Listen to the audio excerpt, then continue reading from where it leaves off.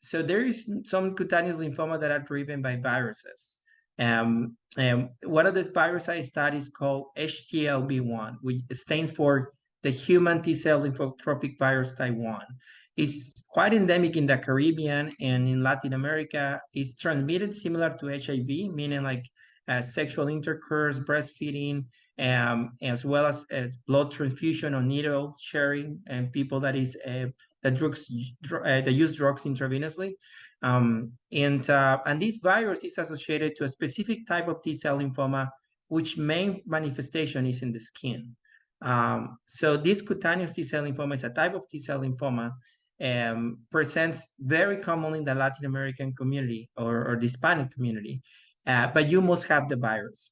To the point that these patients sometimes or many times are diagnosed as mycosis fungoides, and sometimes as Sézary syndrome, which is a form of cutaneous T-cell lymphoma, until you ask them where they're from, and then you test them for the virus, to the point that in the United States, most of the academic centers, to not say all the academic centers, test for HTLV1 in any patient with cutaneous T-cell lymphoma. That has become a standard of care because that's the broad differential. Now, why it's important to do that exclusion, or why it's important to look into different cutaneous T-cell lymphomas? Because some patients can present as patches, just a patch lesion. Some of them can present like a micropapules, like very tiny nodules. But then in ATLL, you can have adult T-cell leukemia lymphoma, which is the disease that produces this virus. They can have tumors in the skin. We call it a nodular tumor presentation. And that's been so aggressive that now we have grouped that entity as primary cutaneous tumoral disease, which is not something you can see mycosis fungoides, but more frequently this type of disease. Yes, there is difference. One that can be grouped as environmental, meaning like what is the patient has been exposed to. Many of the cutaneous T-cell lymphoma patients tell you that they have worked many times in the farming community.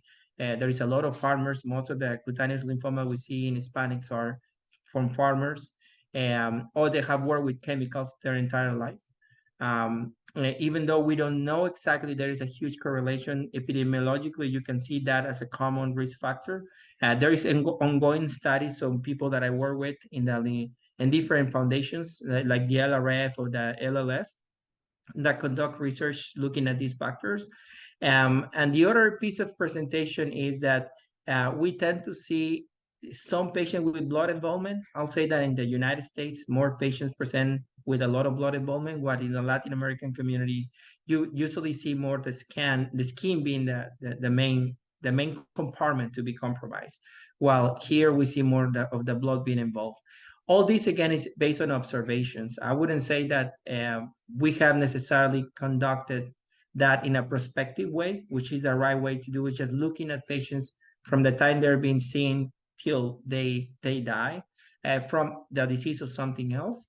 And that's what my research is about, is we're creating a prospective cohort of patients with T-cell lymphomas that they sign a consent from the time of diagnosis, and we follow them over time to see which features or epidemiological features could influence not only their outcome, but the quality of life, as well as the development of any other complications from the treatment or for the disease itself.